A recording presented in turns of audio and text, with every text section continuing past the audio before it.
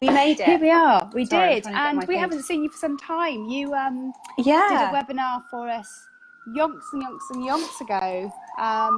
And now here you are, and you've published a book.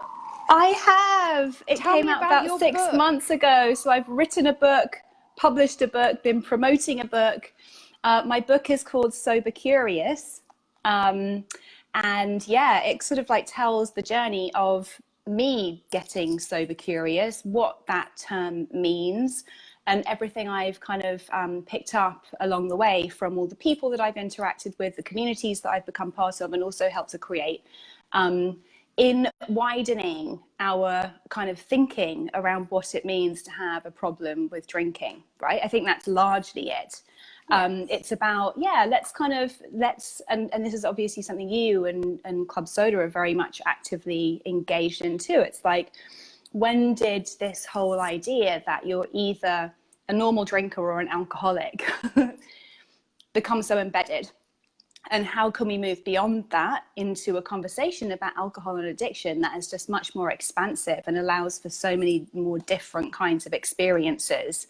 And it gives people, and a lot that has a lot more of a positive. Exactly. And I think that's one thing people keep saying to me about the term sober curious. They love that it's so non-judgmental and it's so open-ended, and it's so much of an invitation to actually start to question and start to think about your drinking for yourself, rather than kind of just be consumed either by the messaging of the dominant drinking culture or the messaging of the sort of like abstinence and AA based approach to recovery. You know, what about if we were each empowered to walk this path for ourselves and relate our individual experiences, or let our individual experiences really dictate how we kind of engage with drinking or sobriety?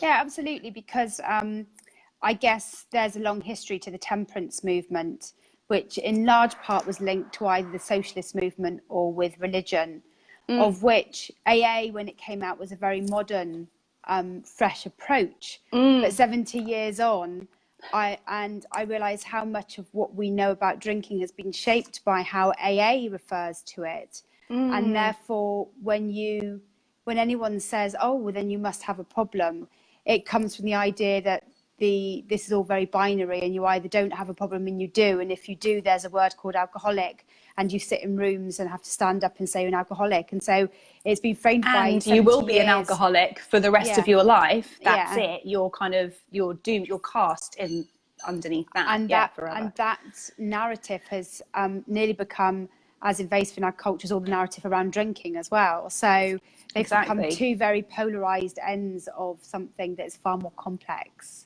Completely complex and individual as we are as human beings. You know, our relationship to alcohol will be uniquely shaped by our personal experiences, by the upbringing. By our upbringing. Sorry, I have got this propped on something. Don't worry, I had it propped on a tissue box and an ironing board a couple of weeks ago. So you know. So yeah, you know, our relationship to drinking will be shaped by everything from, you know, literally our physiology, like our physical makeup, to the family we were raised in, to the community we were raised in, to the messaging about alcohol that we've received throughout our life. And that will be individual for all of us. Of course, there are sort of themes, and there are other things playing into it, like the fact that alcohol is one of the 5 most addictive substances on the planet, that's also highly toxic. And which also highly socially acceptable. And highly socially acceptable. Not even socially, I'd even go further to say it's socially expected of us to be a drinker, you know? So there are so many factors at play, and it's such a nuanced conversation that hasn't until very recently, I would say probably the last 5-6 years, started to open up to different perspectives. And there's quite a lot of work being done at the minute, and we're part of a number of academic studies around your identity, because obviously alcohol has shaped our identity. And I'm always very taken, Ruby, by the fact that you're, whenever you talk about your story, you were one of, because we're roughly the same generation, I think, the ladette generation. Oh, yes. Your ladette was being in fancy hotels, probably drinking cocktails and champagne, where I was sort of in East London doing cider and beer and hanging out with the queer crowd. So there is but they are both identities that were really shaped by alcohol. And we now have to create new identities, which we're always doing as we get older. But suddenly without alcohol in, there's quite a big change and a big identity shift. Yeah, I really like that perspective. And, you know, thinking back to my drinking days, I kind of had a foot in both those worlds in a way. My husband, when I met him, was actually running and spearheading a lot of gay nightclubs in the East End. So I was kind of like pints of beer in the East End at the weekend, and then my job as on the Sunday Times style supplement was lots of kind of like fancy hotels and all the champagne and all the cocktails. And then I did it so wrong. For me, there was quite a lot of. Well, the thing is, I wouldn't have been doing that if it wasn't all handed on a plate as part of the job that I had so aspired to, and that was part of it as well. Like alcohol and drinking was seen as is so glamorized, you know. And so, yeah, I like that what you're saying. I feel like one of the bigger, if not the biggest, sober curious question. Because truly, to get sober curious means to really kind of look at all the questions that come up when we start to get honest and about our relationship with alcohol and the role that it plays in our lives. But that question, who am I without alcohol, is almost at the heart, I would say, of what so many of us are diving into when we begin to question that relationship with alcohol, and we begin to question what role might have I been using alcohol to kind of like perform as a human being, you know? Yeah, and it was quite important when I first set up Club Soda. One of the first articles I wrote was about how changing my drinking brought me back to my values, and I felt like I was the 20-year-old I was again. So in some ways it's not about finding a new identity, but reclaiming the person you were before alcohol really took hold. And, you know, I'm a political activist by background, and so for me it was about coming back to that. And I love the phrase sober curious, and because I use some terminology as well, because some of it all goes back into equality campaigning. So you can be bi curious and gay curious, but also I use mindful drinking as a way to talk about a whole allied group of people that we might all have different goals and different aims, but there's lots of commonality. So you may be moderating your drinking, but you still want nice drinks when you go out. You may be Muslim and you share that need for something interesting to drink. You may never have drunk before, but we all still want to socialize. So we can be a big community with many different identities within it, but we have all sorts of aligned things that we have in common, and that if together we can change some of that and change some of that narrative, and also change some of how the world works, which is a very alcohol-centric world at the moment. So. I absolutely love that vision. In fact, there's a woman named Jen Batchelor who's launched a drink called Kin, which you may be familiar with. It hasn't come to the UK yet, but it's offering a kind of a very grown-up and slightly different sort of alcohol-free alternative. The closest thing in the UK would probably be Three Spirits, which you're probably familiar with. But she uses the term rainbow drink, where we think about grey area drinking. She uses the term rainbow area drinking, you know, which speaks to that idea of like, there are so many different reasons that people are not either choosing not to drink or, you know, deciding not to drink. And how can we create a conversation and a society even that makes space for all of these different needs equally? And you can have tribes within that wider movement. So, so yours is one of those, but also, you know, 1 year no beer and everyone, and actually, but together we're a lot stronger as well. And we can accept the fact that we are all slightly flawed human beings, and so we'll all need different things from different people at different times. And I think for me that's quite exciting, because that means that through sheer volume of people, we can begin to get a bit more of what we want. Exactly. And I think so much of this, you know, the last chapter in my book is called Vision for a Hangover-Free Society.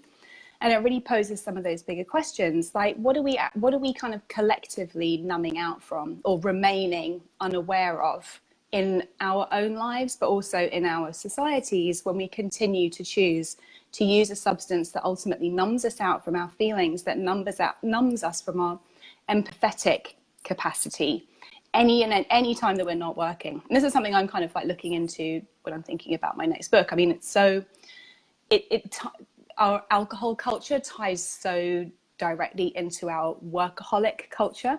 I sort of think it's like any time that we're not working. Work hard, play hard.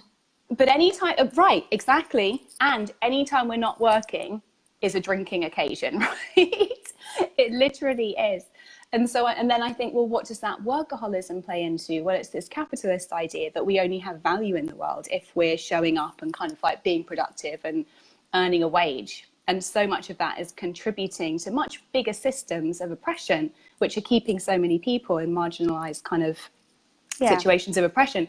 So there's a much, much bigger, deeper sort of an element running through all of this. And I think I think the fact that this kind of, you know, whatever you want to call it, people have problem with all of the terminology that's being used, but the elective sobriety or new sobriety movement or whatever it is, the sober curious movement, you know, I think that the reason it's happening now against a backdrop of so much kind of like rapid and important and progressive social change is no coincidence. Not People at all. are feeling like the time is now to actually take back the reins, get back into the driving seat of my own life and work out what I'm here to contribute, you know? It's that system change piece which always really fascinates me. And because and there's lots of places where you can do it. Like I have this personal vendetta against shit orange juice at corporate events that you have to serve yourself while everyone else gets served wine and beer. And it seems like a very small thing, but it actually comes down to a fundamental core of how you have decided to treat people as your guests. And you have decided that those who aren't drinking have to serve themselves a really crap 30p carton of orange juice. And this is in some of the biggest companies in the City of London, right? Yeah, right. And everyone else gets something different. And there's a whole set, I've just been writing about this today, there's a whole set of things that underpin that, from how the catering system works, who their wholesalers are, and how the ordering system has traditionally worked for, 20, 30 years. And so some of these things are quite easy to change and some will be a little bit harder. But you need to know what to change if you work at a company or something. And I want to be able to give people the tools to do those things as well. Definitely. And to be able to stand up and say, well, actually, I had a meal here this evening in this hotel or restaurant and it just wasn't good enough because the sommelier walked away from my table. Yeah. When I asked for an alcohol-free drink, how dare you treat me, your Well, I think the examples that you're giving are symbolic of the way that people who are perceived as other or kind of like outsider are treated overall in our society. There are some people whose needs are more valid or whose desires are more valid than others. Yes, and if you tell them you're pregnant, that's an acceptable reason not to be drinking, right. And they'll bend over backwards for you, which I did once. I said it in frustration. I was ashamed of myself, but the change in attitude from the restaurant was absolutely astounding. Because as a woman producing a child, you still have value in the society. As someone who is childless by choice, this is something I question a lot. What's my value as a woman if I don't produce children? Oh yeah, well, that's a whole other debate to have. Whole other debate, but a very interesting one. But I also love the fact that within all of this identity discussion and all that sort of stuff, that this whole range of quit lit that's come out in the last year, not only gives everyone the mind fodder they need, and you need a lot of it when you're changing your drinking, because you will never find anyone who's just like you, but you will be able to relate to lots of different things in different books. And by reading lots, you improve your self-efficacy and therefore your ability to change. I keep having conversations with people that the diversity of quit lit is really important, and opening yourself up to all of it is really important too. I think that's great. Yeah. And it is about, I think as well, there's so much. It's only when I started to step fully out of that dominant drinking culture that I realized how many messages we receive, how many positive reinforcing messages we receive on a daily basis about alcohol. It's funny, my husband and I, we live in America now, but we still read the British supplements. We have apps for the Evening Standard and the Times and the Guardian and all of them. And so our weekends, kind of mornings, are catching up on everything there. And we kind of we joke with ourselves about how many times, and I'm going to call them out, but how many times, how many times will alcohol be mentioned in ES magazine before we've got to kind of like even the middle of the thing, you know? It's just like whether it's positive messages in the actual editorial, whether it's blatant kind of advertising images.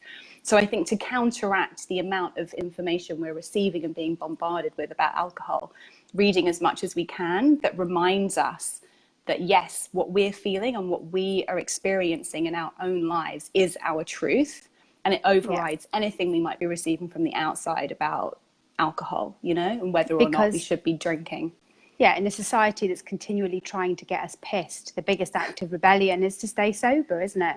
Exactly. Because it really is. It's silly things like I'm a member of the RSA, which is a social impact, you know, innovation organisation, but they still invite us to stay for wine after drinks. And this is an organisation that prides itself in having a very diverse membership. We gave back our award to the Observer and Nesta because we had talked to Nesta, which is a health innovation charity, 4 times about its poor range of alcohol-free drinks, despite the fact that they always get people who identify as recovering alcoholics to talk on stage. They still only have the cheap orange juice to serve yourself in cartons. So we gave back an award. You know, it's they don't realise that we're continually, even when we think we are really right on, we're still continually excluding people by continually asking people for wine and beer and suggesting that you're not welcome if you're not drinking.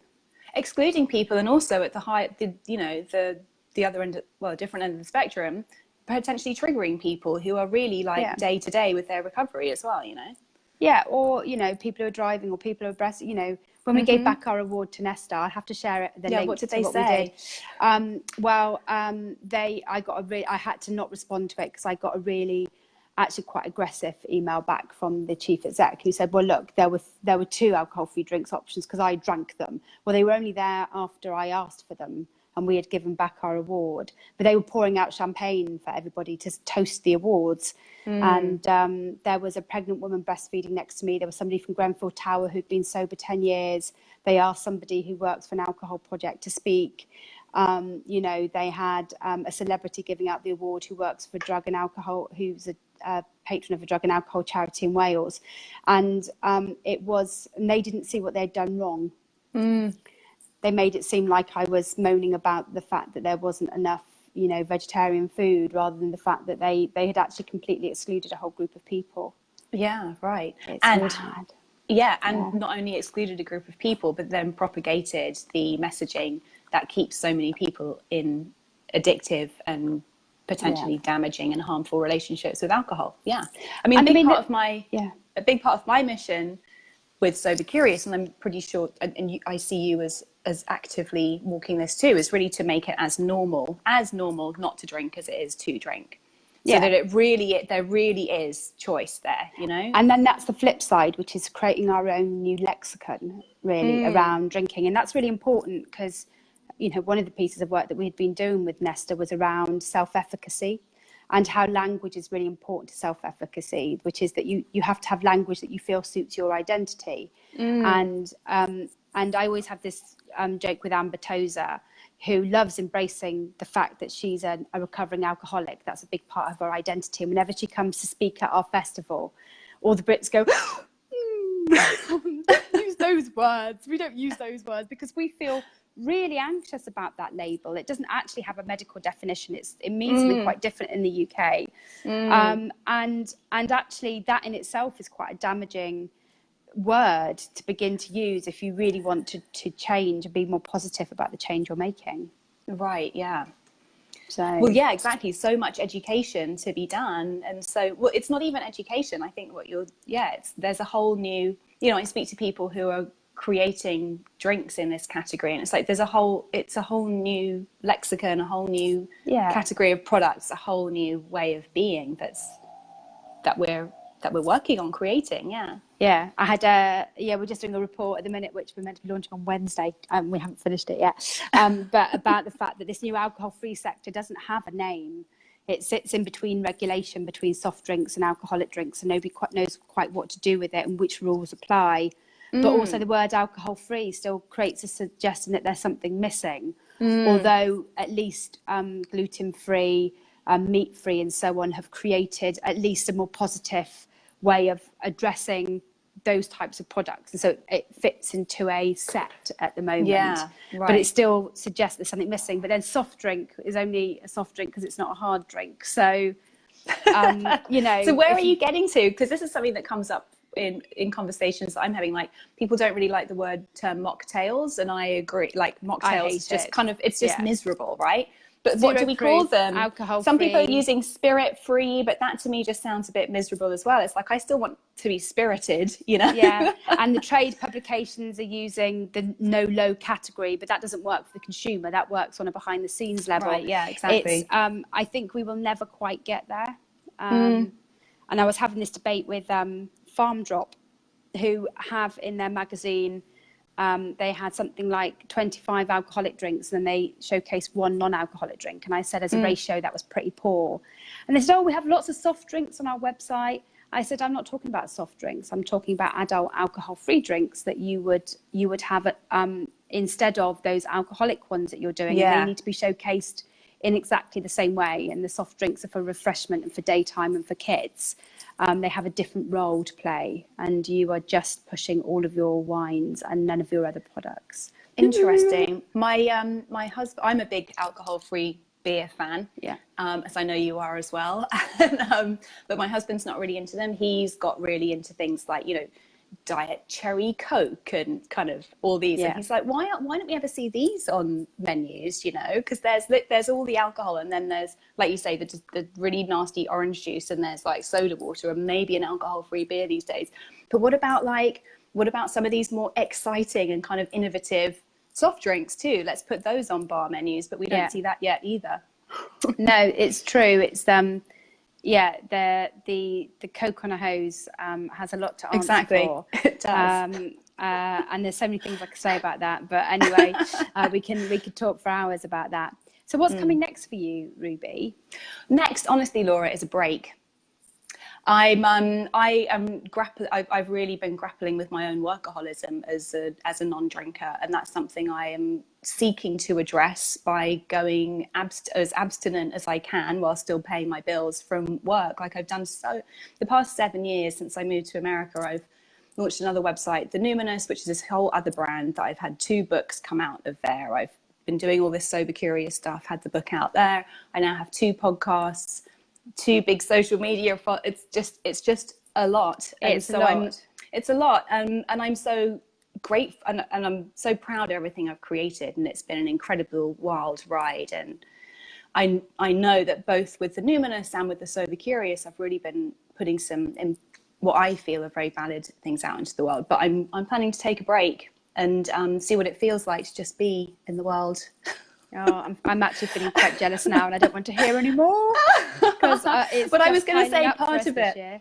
Well, part yeah. of it is I'm coming to, because my family is still in the UK, and so I come back often. I'm going to be in the UK for most of July into August, and I will be recording some podcasts, and I'd love to have you on my podcast, but we can communicate about that offline. But and the festival will be during that time, and we've got cocktail masterclasses with Camille from La Maison Wellness as well. So talk to me about those. We'll have to arrange a time to chat. Yes, definitely. So no, I'm taking a bit of a time out because I've just got to a point where I'm kind of like, I'm completely burnt out. I don't know if anyone has saw this, but it was only about 2 weeks ago, an article came out on CNN saying that the World Health Organization has now recognized burnout as an official syndrome. And that really shocked me because I think so many of us are running on empty, and actually so often we use alcohol as a way to kind of like fuel us through and kind of like keep pushing on through when we're actually just craving and need very deeply some sleep and some time off and some time to just be and to not have to show up. For me, alcohol was something I always used to kind of like just show up and be the extroverted sort of party girl that I felt people wanted and expected of me, partly because of how I look and the person I am and the job I had and all of that stuff. And I'm just not that person. You know, I'm a very much of a homebody, and I love to just kind of like sit and read and write. And so, taking my foot off the gas and Well, but what I'm also hearing from you is, and this is something that I continually want to tell people in Club Soda, which is quitting drinking for me keeps on giving. It's 7 years for me, and in the last year I've done a lot more about getting fit, and it didn't all have to happen at once. Quitting alcohol has allowed me to do different things at different times, and I'm keeping on growing. And it sounds for you like the beginning to take some focus around your work is the thing that quitting alcohol has allowed you to do as well.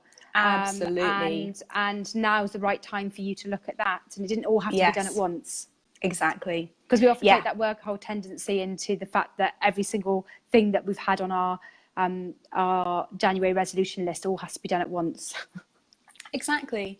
And I think, again, that kind of like alcohol is something, or this kind of like work hard, play hard culture that it facilitates is something that keeps us in this idea of like a very linear idea about success and productivity and everything about that. So I'm getting more and more curious about what would happen if and if more of us felt empowered to just kind of like not show up. Anyway, to be explored. But yeah, I'm taking a bit of a time out. Going to be taking a social media break, which I'm really looking forward to. Just to be with my family and to be with myself and to kind of take stock, exactly, of what the past like 7 years have been for me. That's really exciting, and we look forward to seeing what comes out in the future for that. Cool. And being able to see you in person again, which would be really lovely. Yeah, I will definitely come to the festival as a guest to enjoy the samples. Yeah, well, there's no talks this year because we used to do them in Patisserie Valerie, and as you may have noticed, the one in Spitalfields is closed. Oh, I didn't know that. But we will have cocktail masterclasses because Bacardi's head office is on the square, and we've persuaded them to open up for us to use their bar in their office. Amazing. So, that sounds quite progressive of them. I'll ask anybody. So they've got space, they'll let us have it. We will use it. That's fantastic. Wow, great. That's cool. And and I look forward to catching up with you a bit more. And it's been really interesting to talk to you because I think I'm going to try and relink the video from when you first did a webinar for us, which was very much about your story. And hearing you now, I sense a calmness in your voice, but also a real sense of purpose and knowledge of where you're going with stuff. And I'm really excited for you, and it's really lovely to hear. Thank you, Laura. Yeah, it definitely, things have, and I think again, and you speak to it also, something about not drinking means you just become more and more yourself, or you get closer, and you're able to get closer and closer to that thing of like, who am I, what am I here for, and how can I have the most impact in the world, but you know, how can I really just be myself? So that's kind of where I'm at. Thanks for having me again. Yeah, and that's a really inspiring note to end on, so that's really cool. Thank you so much. Thank you. Right. Bye. Bye.